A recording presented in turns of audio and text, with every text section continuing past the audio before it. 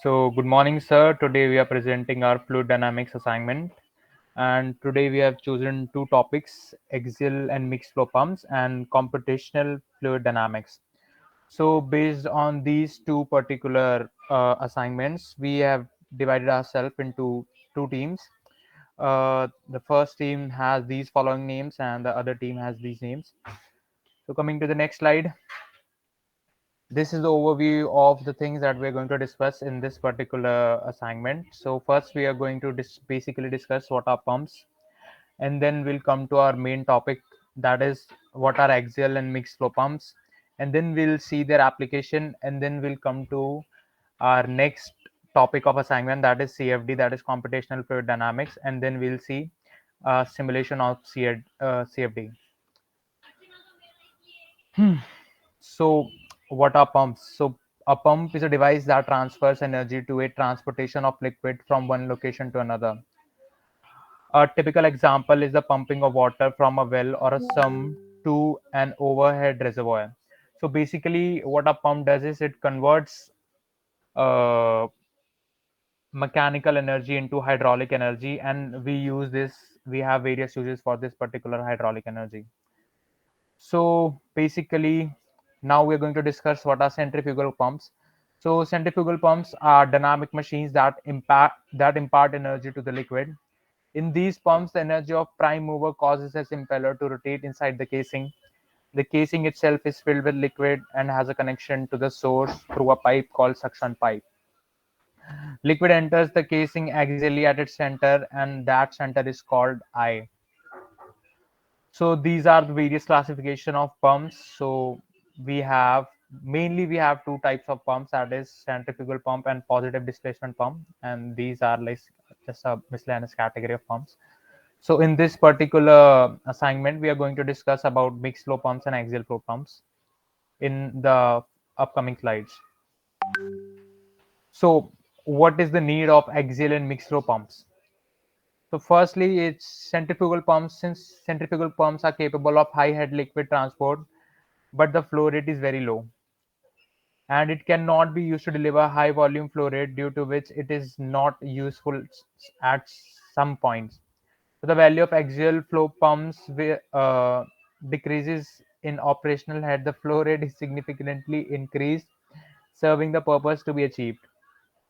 Mixed flow pumps are intermediate pumps with head more than axial pumps and flow rate more than centrifugal pump. Now I would like my teammate Saugat Mohanty to take over from here.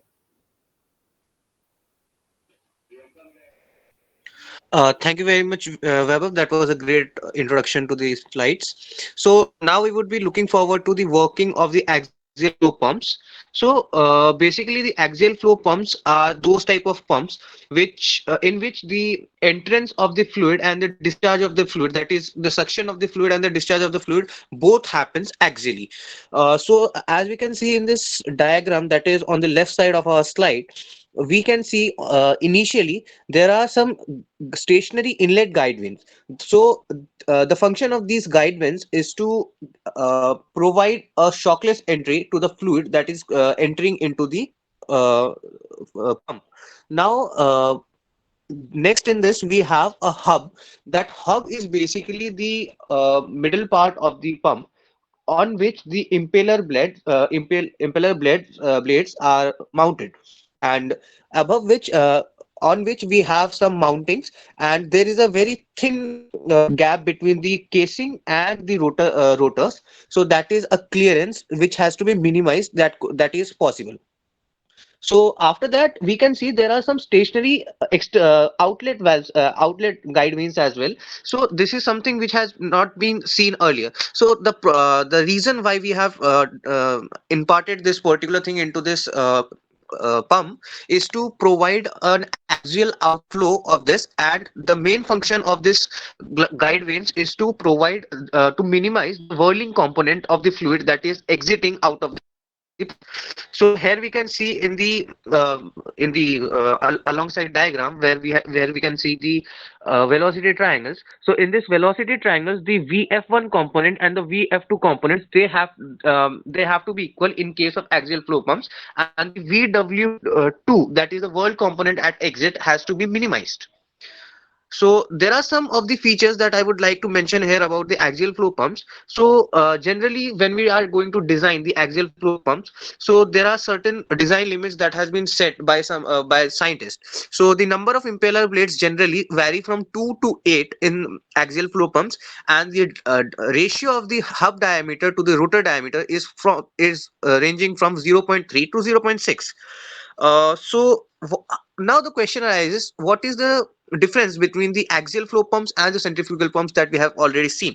So what axial flow pumps do is, the axial flow pump in the case of axial flow pumps, the liquid is actually it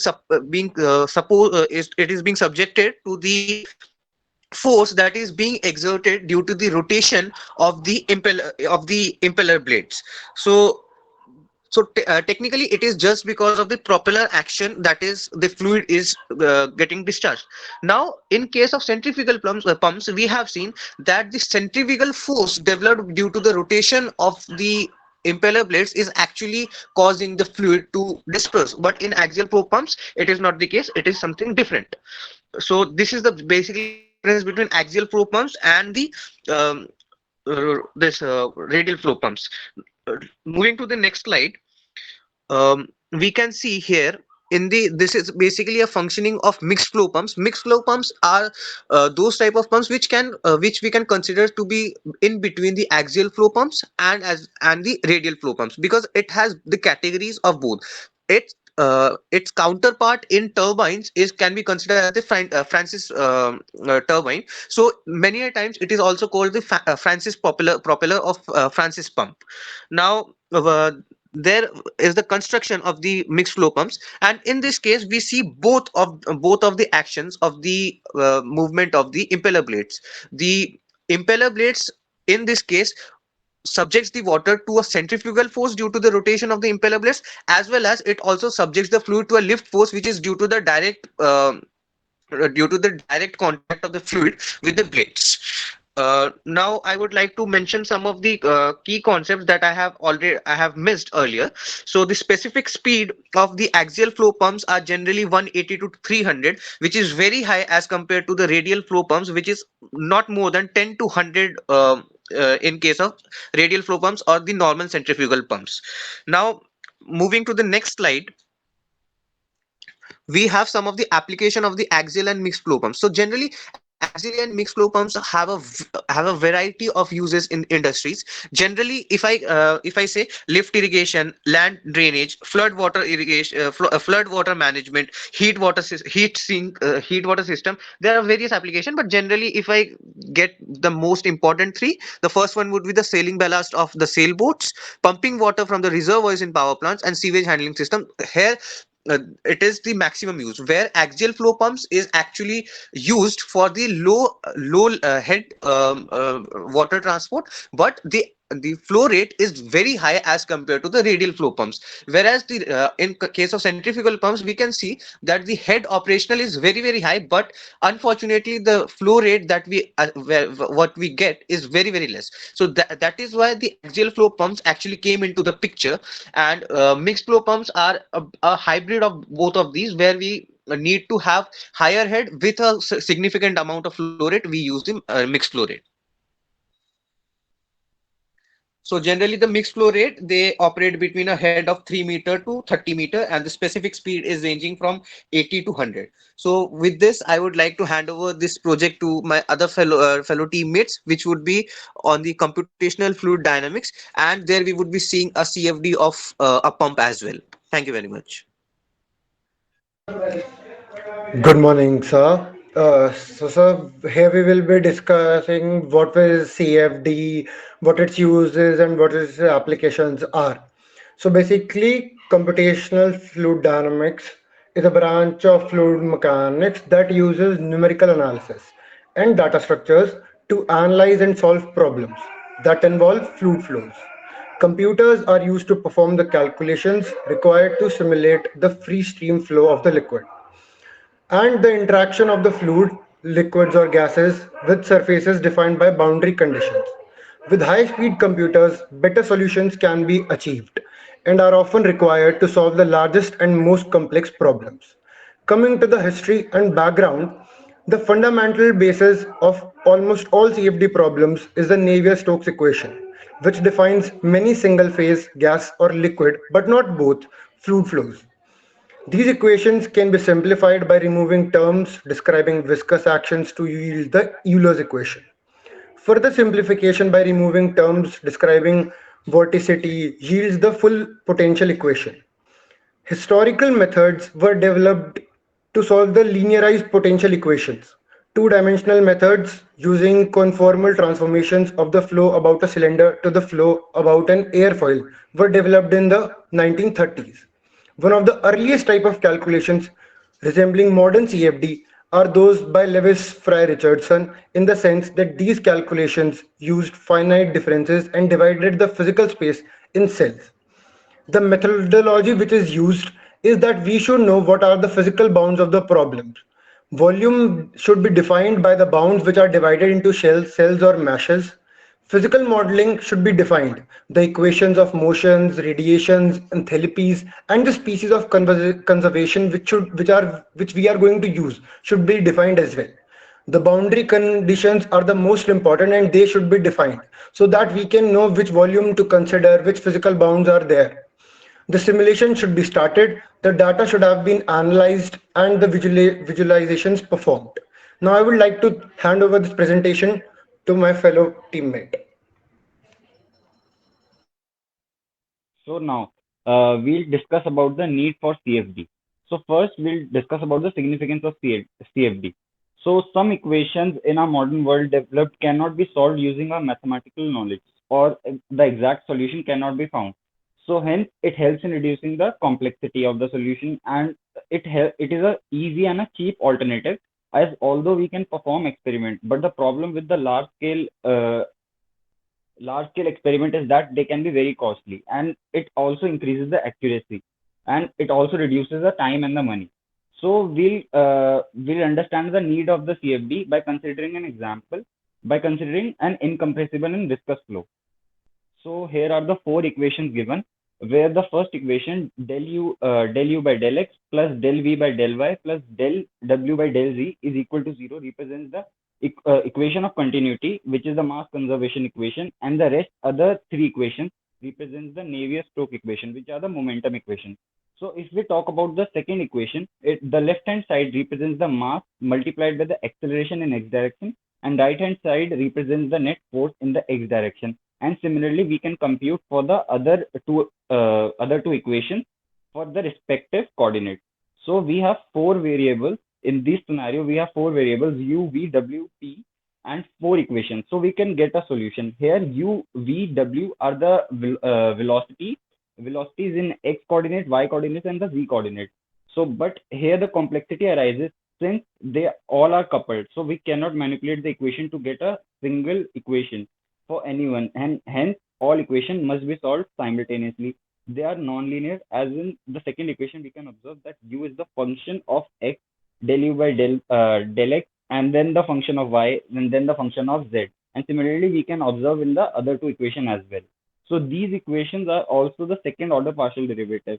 Hence the solution becomes more complex. Therefore, we cannot solve them analytically, and hence there is a need for CFD.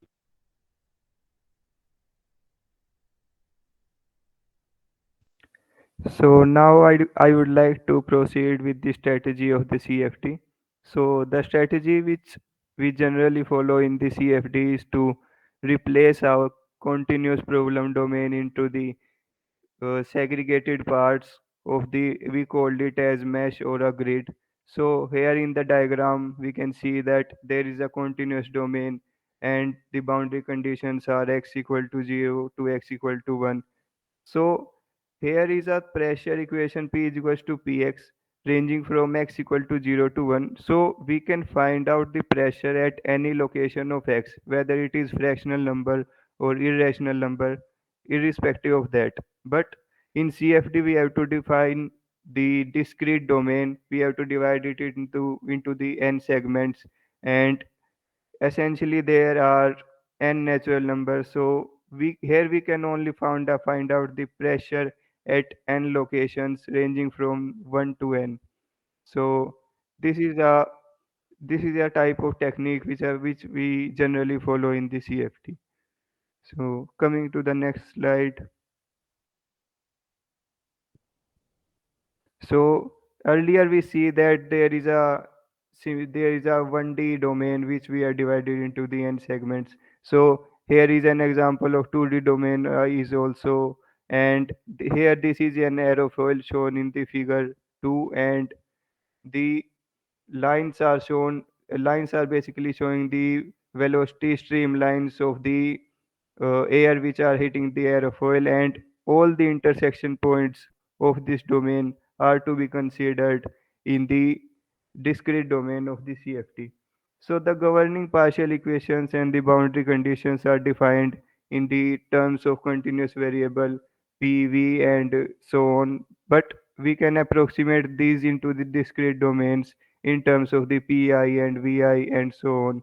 So using this procedure, we can end up with a discrete system that consists of a large set of coupled or algebraic equations in the discrete variables. So this involves a large number of repetitive calculations, and and this task can be only possible with the advent of modern computers. So with this, I would like to hand over to Weber.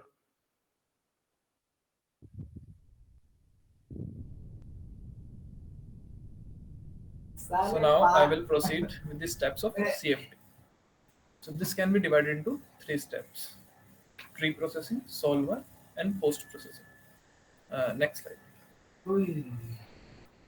So pre-processing. This is the first step of CFD simulation process, which help in describing the geometry in the best possible manner. One needs to identify the fluid domain of interest. The domain of interest is then further divided into smaller segments known as mesh generation step.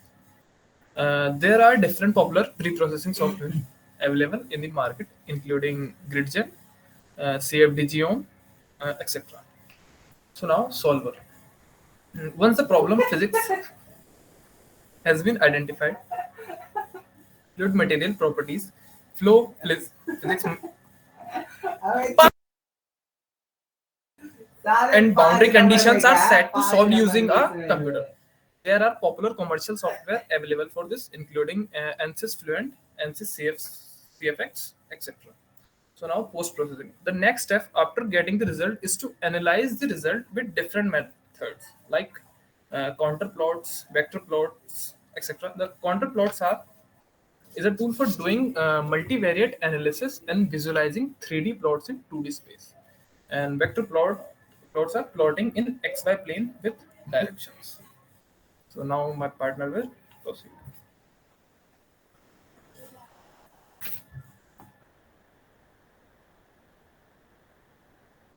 Hello. So after that, we will know about CFD and all. Now we will further proceed on application of CFD.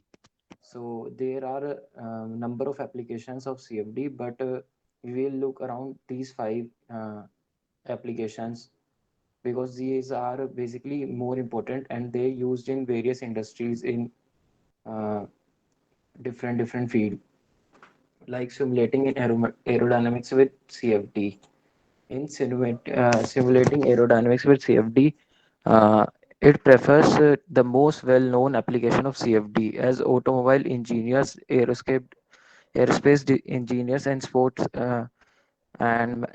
equipment manufacturers all make use simulation software to reduce the drag and friction of air while improving the efficiency of their products. Beyond being able to design aerodynamics products without investing in many physical prototypes, simulations make it possible for engineer to test very small changes to design and further to maximize performance. Uh, Now we will talk about simulating rotating machinery using CFD. In simulating rotating machining using CFD, rotating machinery comprises of compressors, steam pumps, gas turbines, turbo expanders, and basically it's a cyclic loading acting on structure machine. So in rotating machinery, there is a seal called labyrinth seal that are used in various rotating types of machinery to reduce leakage flow.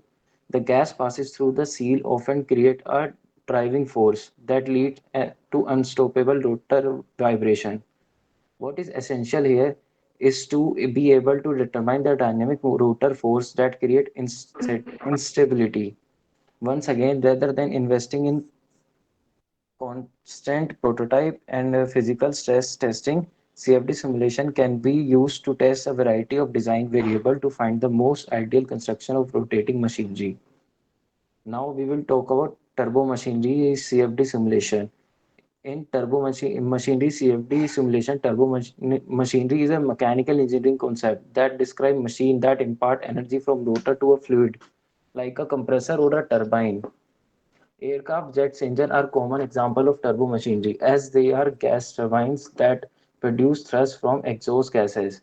CFD software is used extensively in the design and optimization of turbo machinery, from pre-processing, modeling, meshing, although to post-processing. And now we will talk about simulating reaction flow and combustion with CFD. In simulating reaction flow and combustion with CFD, flowing fluid that are chemically reactive in case of combustion engines, for example, as referred to the reacting flows.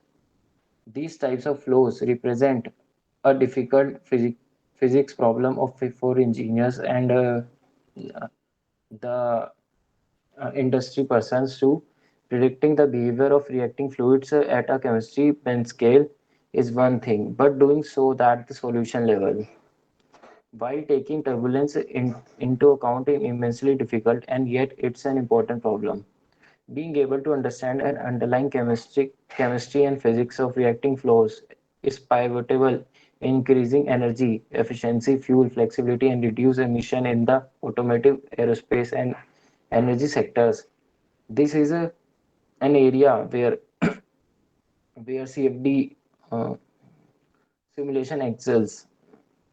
It can handle complex multiple physics problems like reacting flows, giving manufacturers insight about their products that would be nearly impossible to calculate manually. At last, we will conclude a CFD simulation for preventing cavitation. CFD is used to prevent cavitation in various propellers and nozzles, turbines, spillways, and valves.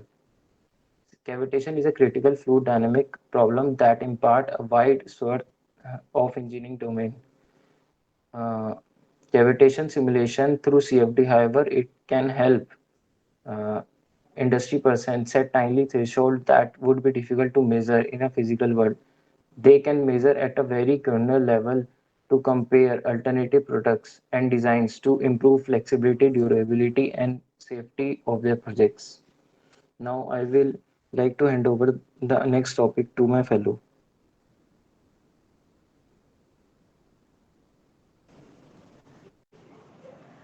So the subtopics that will be included in the CFD simulation is designing of pump, designing the parameters of CFD, and finally the simulation of pump. Next slide.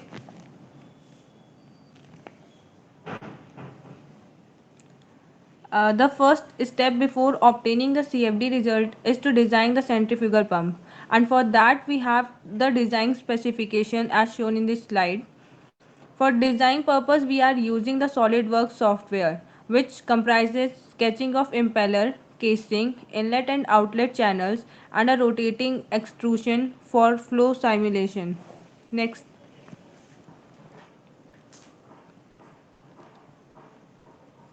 In this slide, we have discussed the parameters used for CFD results.